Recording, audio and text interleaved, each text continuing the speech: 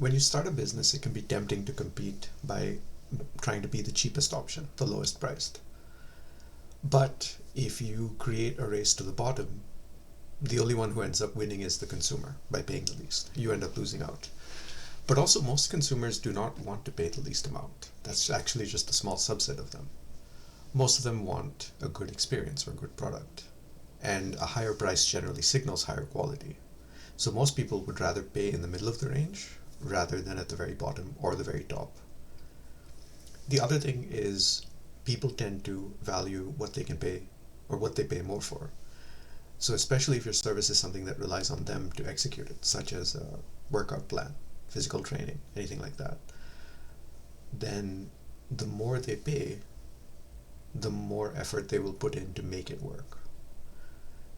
Tony Robbins was having trouble with his personal coaching practice because people were not implementing what he recommended. So he started charging $1 million for his coaching. And suddenly he had a 100% success rate.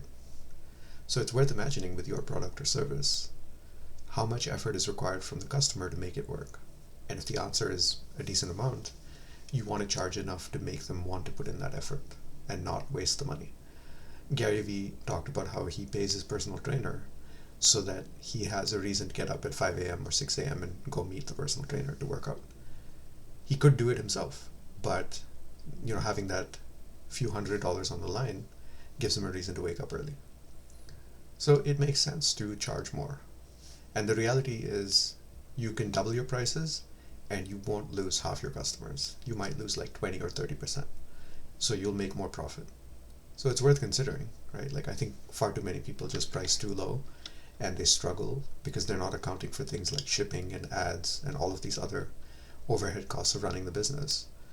So they think they have, 60% margins, but they actually have like 20% margins and they struggle to be profitable. The simple solution is just raise your price and then try to improve the quality of the product as well so that you can demand a higher price.